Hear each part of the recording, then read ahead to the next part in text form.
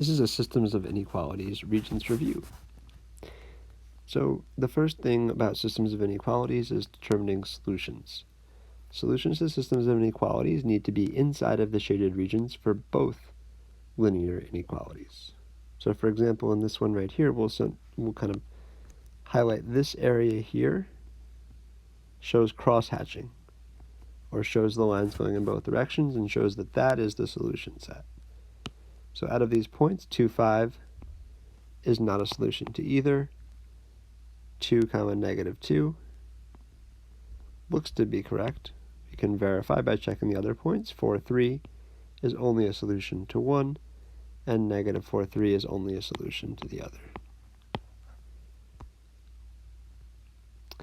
As a review for when you're graphing inequalities, the direction of the sign shows whether you shade above or below. So less than or equal to and less than, shade below. Greater than or equal to and greater than, shade above. Secondly, we can look at the type of inequality to determine if it's solid or dotted. Less than or equal to and greater than or equal to signs are solid. Less than and greater than signs are dotted. So examining the inequalities, we'll start with the first one here. Y is less than or equal to x plus 1. On this graph right here, I see a y-intercept of 1. The line is going up. It's a solid line. Examining every other line, we can see they're all solid lines with the correct y-intercept and the correct slope. So next, now that we know we have the correct solid and slope and y-intercept, we can examine the shading. To be a solution to this inequality, we need to see shading below the line. So if we kind of color in underneath the line, we can verify right away that answer choices B and C have shading above that line, not below. So they will not be the solutions. Next, we can check the second inequality. The second inequality has a y-intercept of -2 and a slope of -3. It should be a dotted line. So we can see in every single one of these, we have the correct y-intercept and that correct negative slope. So once again, we need to examine the shading. This time shading is greater than that line, so it's above. So if we think about that dotted line and shade in above, between these two, the only one that has shading above, that's answer choice A, which is the correct final answer.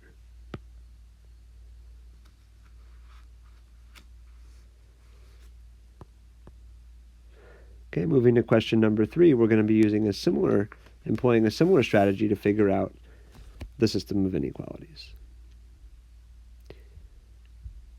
For this one, we will need to go kind of one at a time, so we can examine each system and determine if it matches up. So for the first one here, we have y equals greater than or equal to 1/2 x plus 3.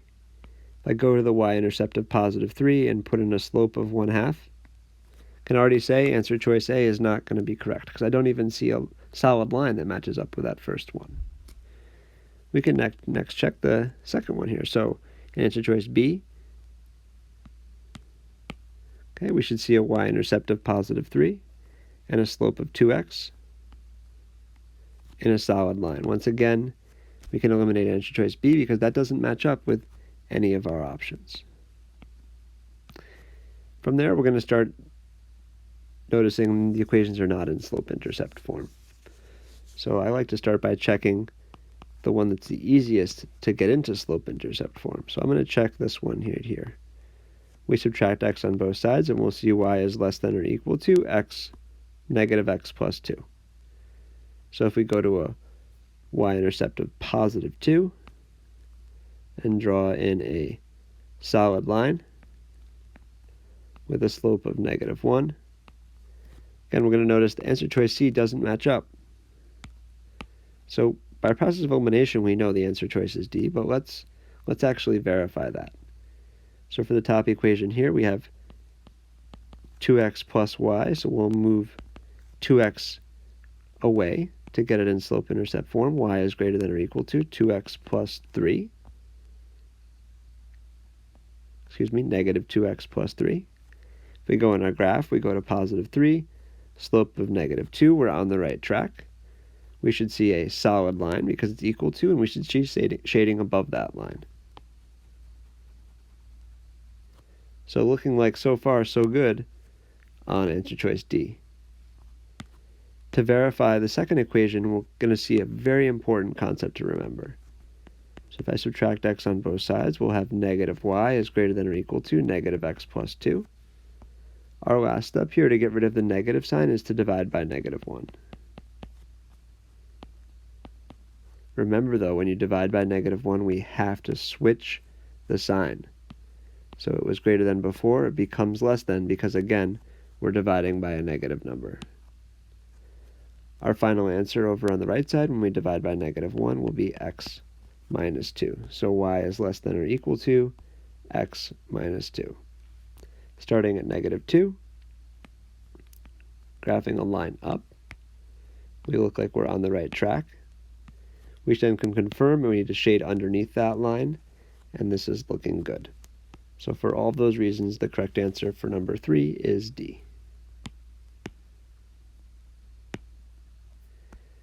Okay, for number 4, it's our turn. We have to employ the strategies we've reviewed to graph. So for the first equation here, we're going to start at a y-intercept of positive 2. Slope of negative x is the same as negative 1 over 1. So we'll go down 1 over 1.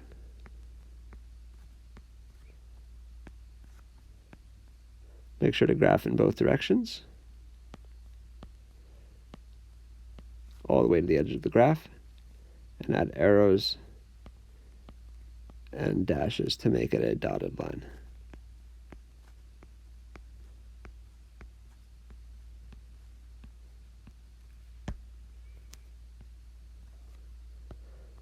All right, we know we're going to have to shade above that line because it's greater than. So I'm just going to draw in some vertical lines like that. All right, from then we'll also have to graph the second equation. Starts at a y-intercept of positive 5.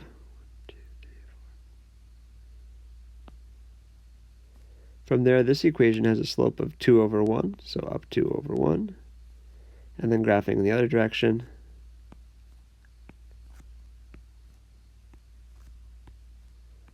all the way to the edge of the graph.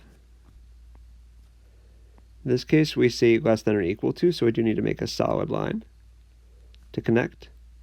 And we see shading below. So I'm going to make horizontal lines across to show everywhere underneath the line that we just graphed.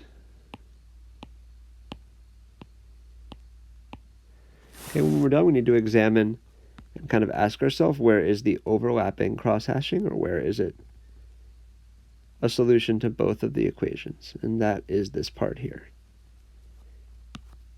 The problem says that we have to label the solution set with an S. So to receive full points, you had to write S somewhere in this area.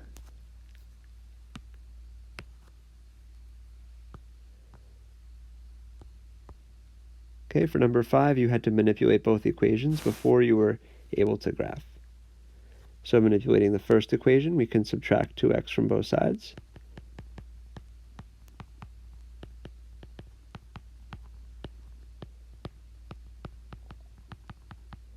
And divide by 3. Leaving us with y is less than or equal to negative 2/3 x minus 1. Graphing that equation, we'll start at negative 1, go down 2 over 3 to continue our graph. We'll also go back in the other direction and add in dashes to create a dotted line.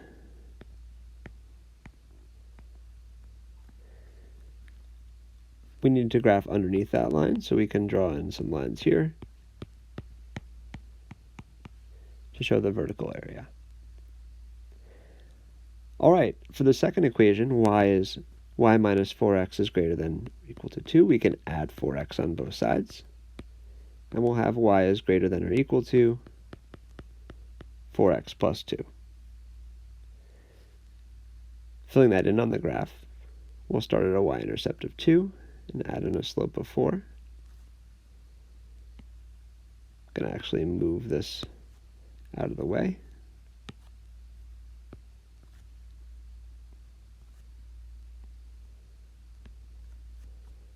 This graph was equal to, so we will make a solid line. And we're shading above that line. So above that line will show is all of this place here. And once again, our overlapping area, the solution set, is this portion of the graph here. To receive full credit, we need to label that with S.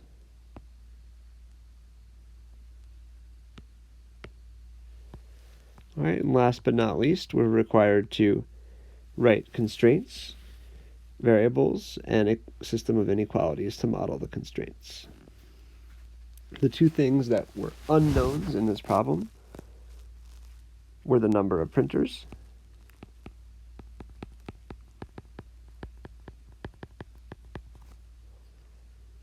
and C I'm going to use for the number of computers. You can use any variables you want as long as you're consistent. The first equation is that they have to sell at least $2,500 worth of printers and computers. So it's okay if they go above that, but they have to sell at least that much. It could be equal to, so we know it's going to be 2,500 is less than or equal to. Each printer is $50. We don't know how many they sold. And each computer is $500. We don't know how many they sold. But if you add those two amounts together, you will end up with a total that has to be greater than or equal to 2,500. The second constraint is that the store can ship a maximum of 15 items. So we know that 15 is the most that they can ship. They can ship 15 exactly, they can ship equal to 15, but they can't ship more. We know the 15 items must be printers and computers. So our second inequality was 15 is greater than or equal to P plus C.